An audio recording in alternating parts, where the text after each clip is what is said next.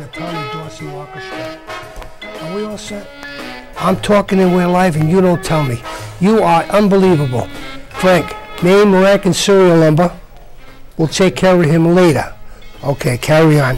Hi, good morning, good afternoon as usual, and good evening. We tape the show, as you know, in the morning, and then what we do is it's shown at night, I believe. Although on Saturday in Swansea it is shown on Saturday morning, you know. And I'm alive and well. I'm sure that'll make a lot of people sad, but I had the flu and the virus like a lot of you have, and I just can't believe it. You know, Frank Coletta on Channel 12, Channel 10, he's still down and out. He'll be out 5 weeks now. So whatever's out there, take good care of yourself. Believe me, this is no fun. I've been to the emergency room over at Charlton, and it's jam-packed. So if you don't have to go to the emergency room, don't go. We got a real impressive guest here with us today on United We Stand. Of course, we have the good Sergeant Soares.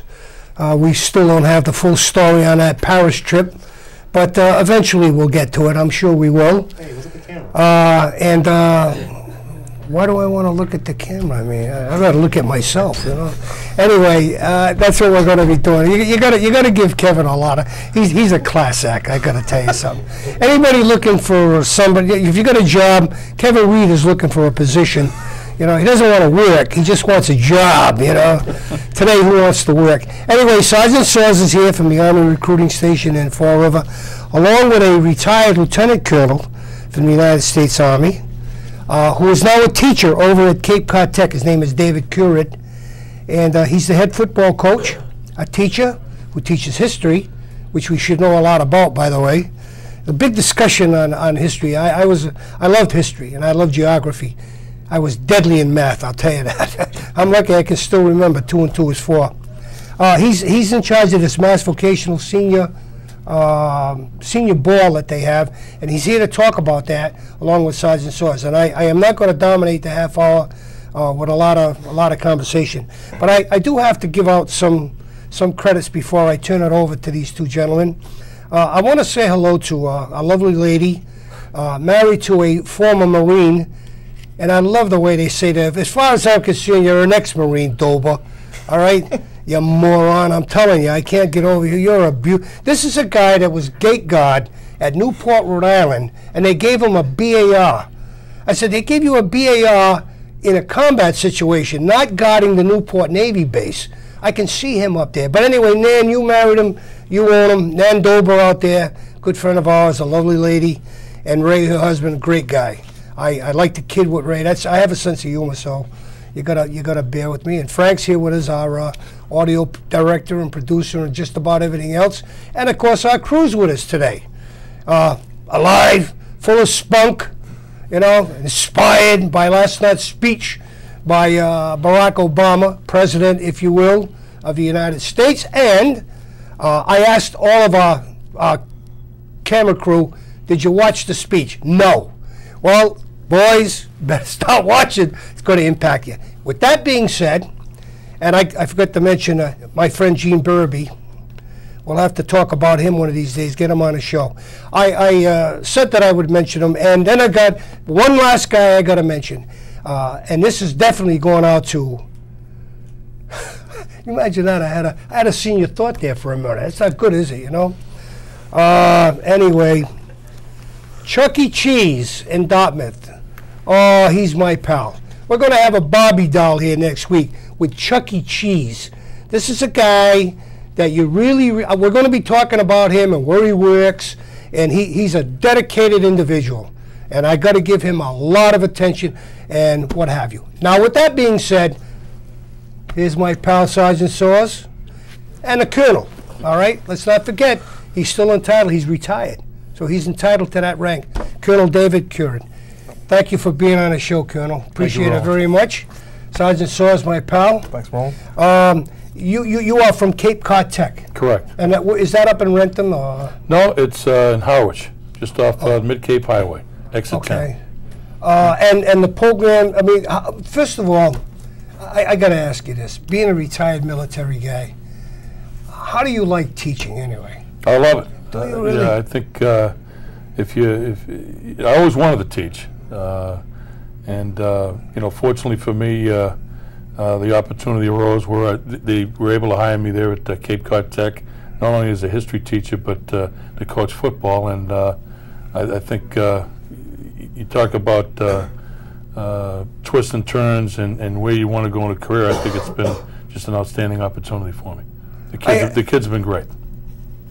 Well, being that we're military guys, and then you go back into high school, whereas, if you don't mind, discipline is a lot of it. I'm not saying they're not respectful, but a lot of it is we're regimentated.